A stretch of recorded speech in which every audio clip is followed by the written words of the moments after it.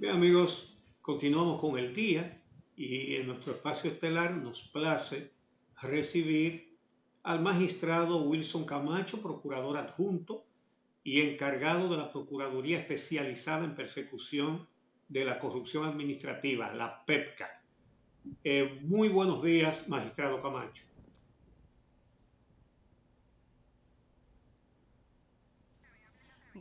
Muy buenos días, Camacho. No sé El magistrado, si capta no me la... escucha el magistrado. Sí, a ver si él está captando el sonido suyo de Uchi Lora y el mío. Camacho, ¿usted me escucha? Buenos días. Bueno, no le escucho yo a él. Bueno, parece que él no nos escucha, ¿eh? Y nosotros a él tampoco le estamos escuchando. Vamos a ver, por favor, una verificación técnica en ese sentido. Y entonces recuperamos esa conversación. Ojalá sea con vida. Oigo ¿Usted nos escucha, Camacho? Ah, ahí está. Camacho. No, Camacho no nos escucha. Bueno. Vamos a esperar. Sí.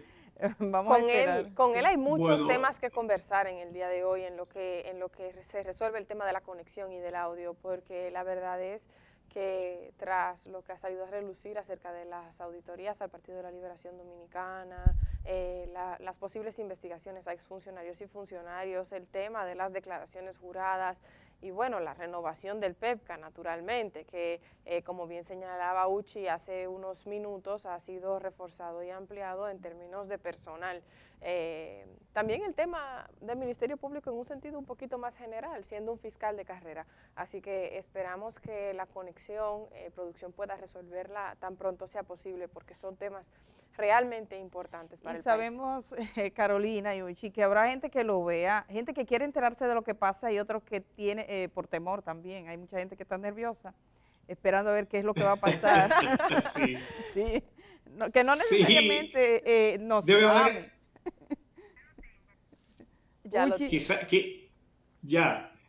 No se escucha, magistrado. Sí, ahí les escucho bien. ¿Usted cree, magistrado, que como dice Y nosotros personas... a usted también? Sí. Magistrados, usted,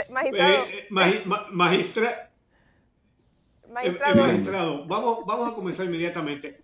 En el caso de Brecht hay dos situaciones. Una, un expediente que hace ya un buen tiempo la magistrada procuradora Miriam Germán, siendo juez de la Suprema Corte de Justicia, desnudó cuando dijo que con ese expediente no iba a haber condenas. Y es evidente que fue hecho para eso. Pero hay otra circunstancia, y es que la Procuraduría anterior no investigó muchísimas cosas. Por ejemplo, obras de Odebrecht hechas en el gobierno pasado no fueron investigadas, a pesar de que las sobrevaluaciones están en los documentos, porque se sobrepasaban del 25% de adendas que la ley permite agregar. En algunos casos, hasta de un 279% de sobrecosto. Esos casos que no fueron tocados, ¿se pueden comenzar a investigar de cero? ¿Están en eso? ¿Lo van a hacer? Miren, primero, buen día a usted, don Uche, a Uchi, a Edith, a Carolina y a todos los televidentes. Voy a dividir en dos partes la pregunta. Lo primero es la opinión que tuvo la magistrada Miriam Germán en su momento con relación al caso de Brecht, y la segunda parte con relación a las líneas de investigación que no se agotaron.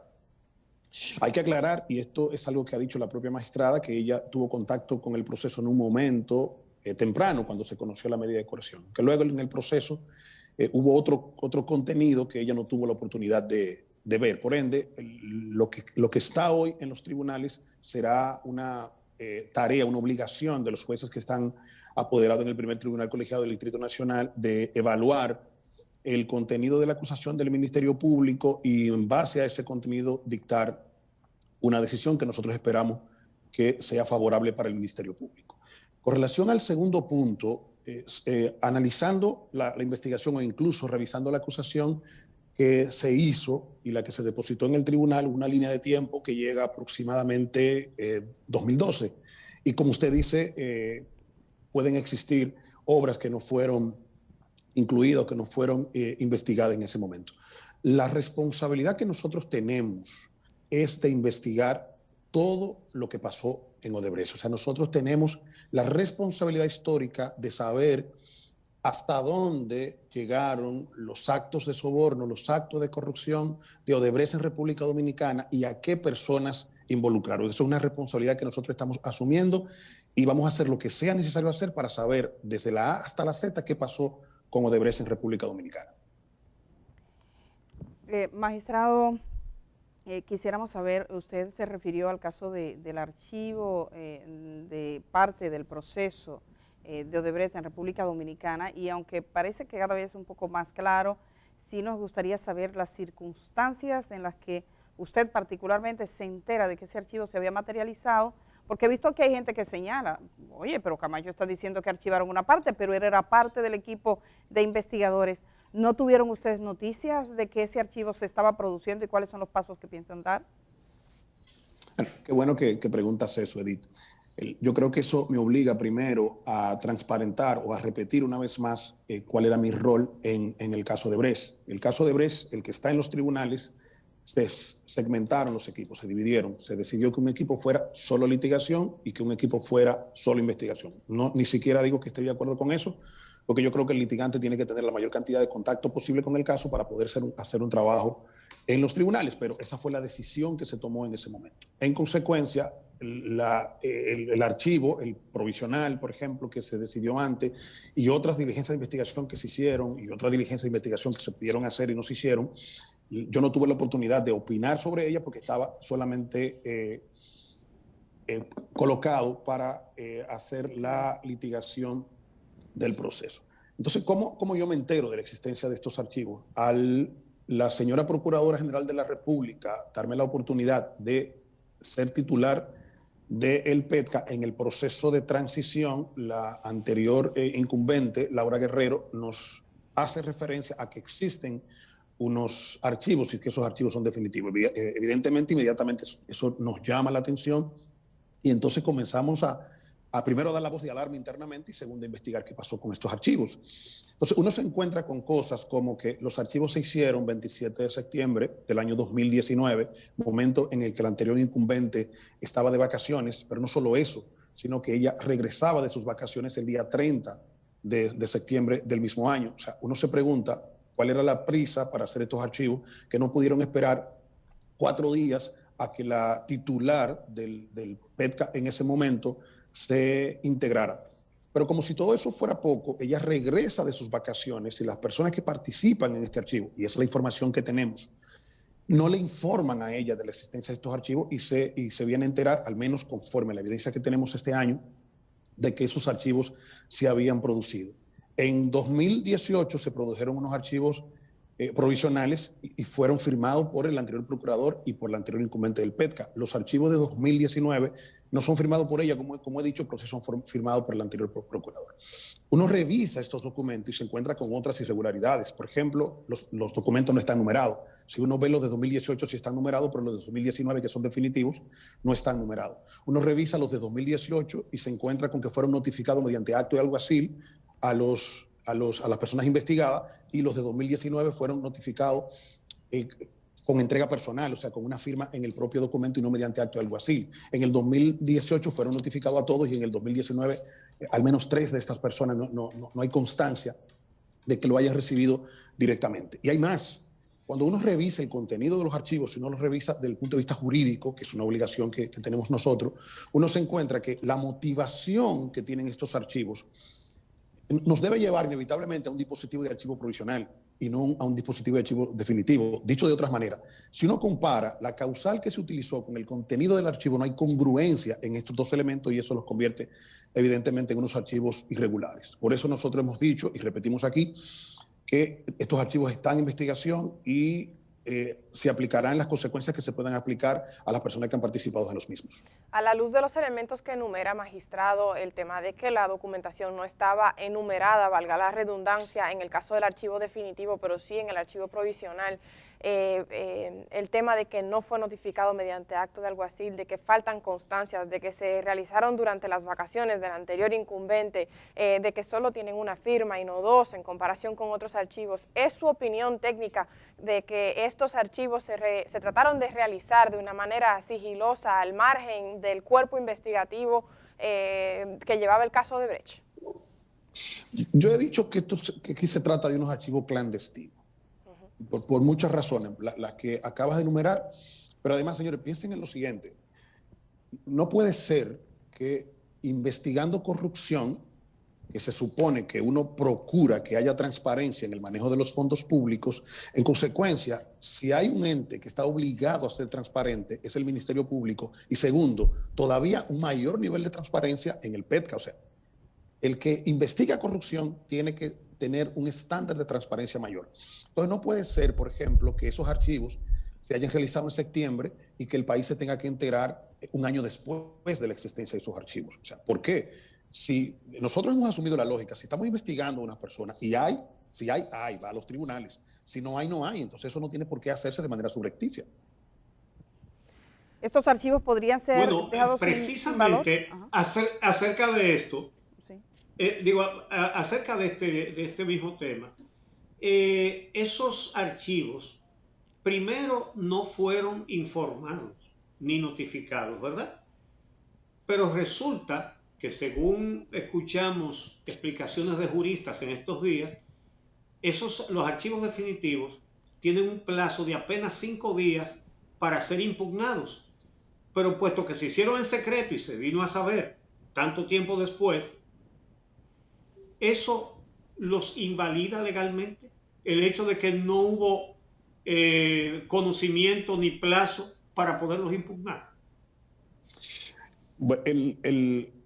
Jurídicamente hablando, los plazos comienzan a correr a partir de la notificación. Por ende, si los archivos, aunque se hagan, si se guardan y no se le dan a conocer a la víctima en sentido general, entonces a la víctima se le activa el plazo en el momento de que se le notifica. Pero recuerden que en este caso de Odebrecht, en la primera parte, cuando se presentó, por ejemplo, el acuerdo con la institución, que lo conoció en primer término el juez Vargas, que rechazó el primer acuerdo, también hubo una decisión que excluyó a las personas que intentaron participar como creyentes en ese momento. Eso nos coloca en un punto en el que, en el caso Odebrecht, como ustedes comprenderán, o sea, siempre ha subido el Ministerio Público y no ha subido acompañado de ningún creyente. O sea, no hay creyente en el caso de Odebrecht. Y eso abre un nivel de complejidad mayor, porque si hubiera algún creyente, entonces nosotros lo que haríamos ahora sería notificar los archivos y entonces esperar la reacción del creyente.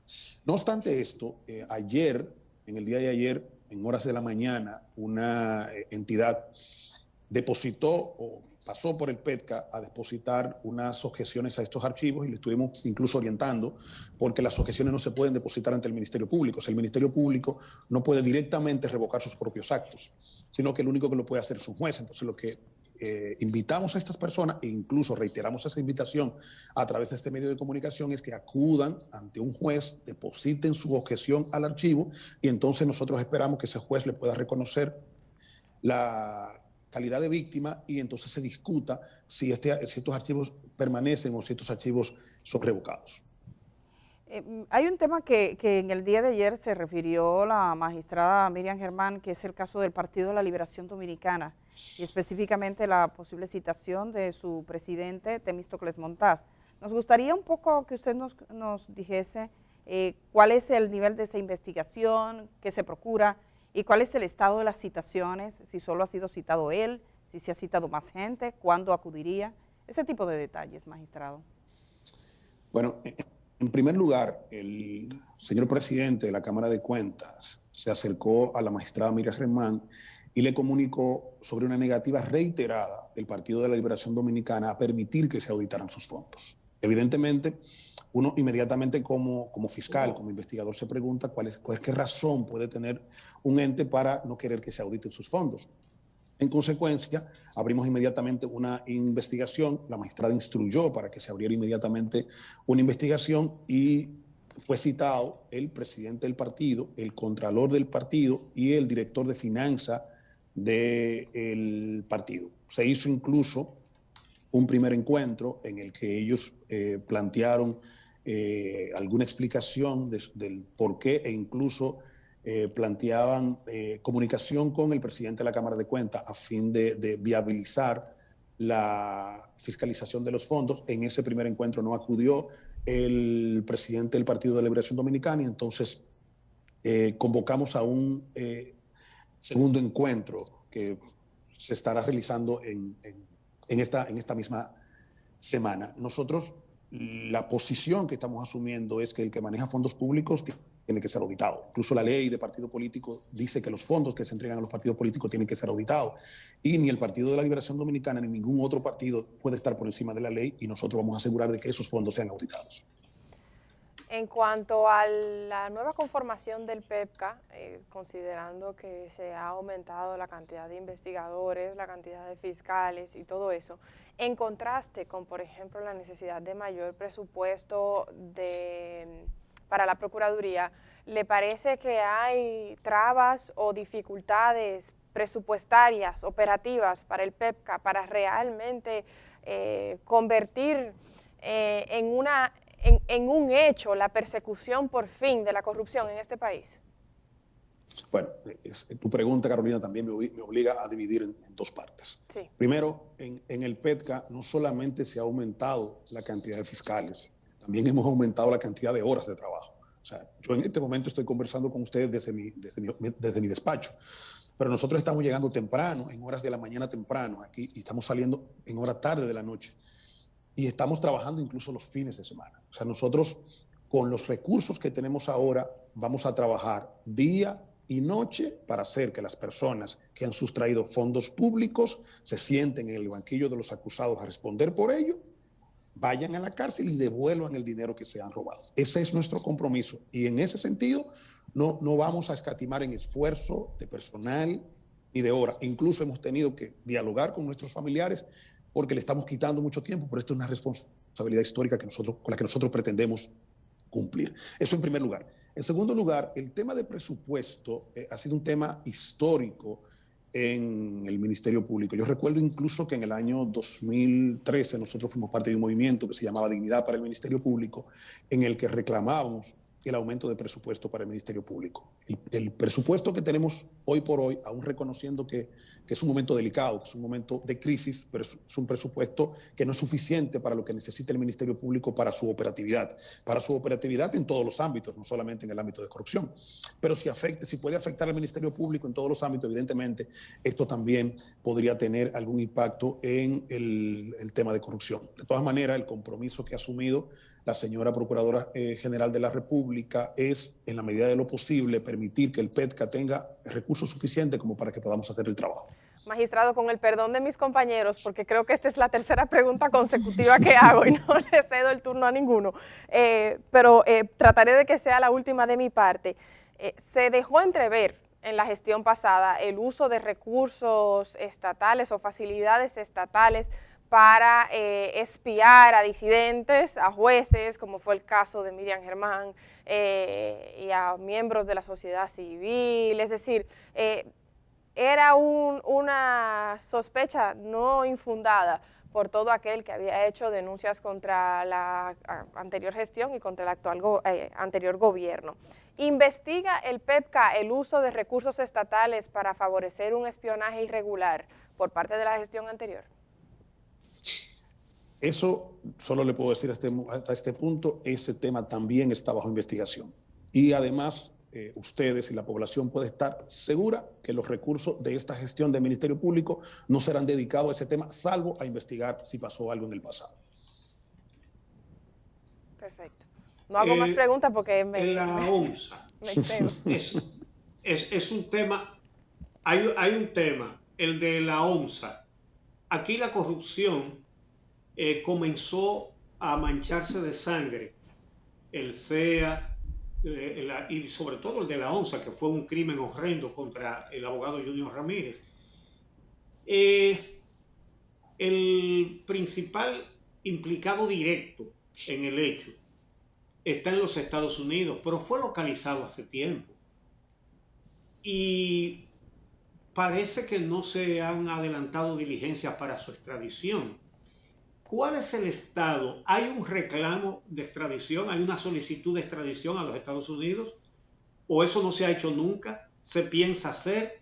Porque mientras tanto, el principal implicado en la parte de la corrupción fue excluido de la parte del asesinato, y se trata de un alto dirigente del entonces partido de gobierno, presidente en Santo Domingo Oeste de ese partido, y fue excluido del crimen. ¿Hay diligencias o se han hecho o no se habían hecho para la extradición de Argenis Contreras? Miren, recuerden que la señora procuradora se abocó unos 8 casos que se encontraban en la Fiscalía del Distrito Nacional. Uno de esos casos es el caso ONSA. En consecuencia, ahora nosotros estamos gestionando este caso. La información que tenemos es que se había cursado una solicitud de extradición desde los Estados Unidos del señor Argenis Contreras. Nosotros estamos evidentemente asumiendo la gestión del caso y estamos asumiendo el compromiso de hacer los esfuerzos que sean necesarios, de procurar de que en la medida de lo posible este trámite tenga una velocidad mayor. Hay que, siendo muy franco, el compartir que muchas veces estos trámites tardan bastante tiempo. Yo he sido parte de casos en el que los trámites de extradición, no de Estados Unidos, algunos casos de Colombia, por ejemplo, o de España, han tomado casi un año. No estoy diciendo con esto que lo que estamos planteando es que este caso deba tener ese tiempo o un tiempo mayor, sino que regularmente estos procesos son muy burocráticos y se toman más tiempo que el que uno quisiera. Pero nosotros, y eso es una preocupación que ha tenido directamente la señora procuradora con el Departamento de Extradición nuestro, ver qué esfuerzos adicionales se pueden agregar para asegurar que esta persona venga hasta República Dominicana y se siente en el banquillo de los acusados a responder por los hechos que se le imputan. Magistrado, tenemos que terminar esta entrevista, pero es una pregunta muy puntual. Y me la está haciendo, la gente participa en nuestras redes y tiene un carácter técnico. Con respecto al archivo del caso Odebrecht, los archivos que se hicieron, como usted dice, con ciertas características irregulares, ¿ustedes han podido verificar si esos archivos fueron notificados al tribunal que lleva el caso Odebrecht? No. Estos archivos solamente les fueron notificados parcialmente a 5 de los 8 investigados. No fueron notificados al tribunal.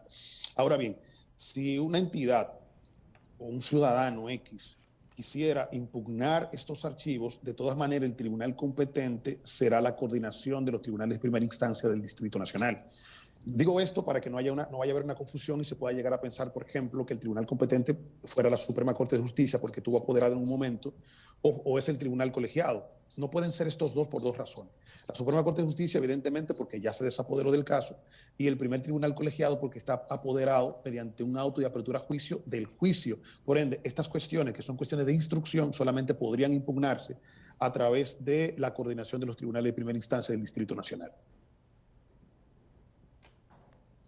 Bueno, qué pena que se nos acabó el tiempo, pero el magistrado responde muy puntualmente y con mucha claridad, es decir, que no da rodeos.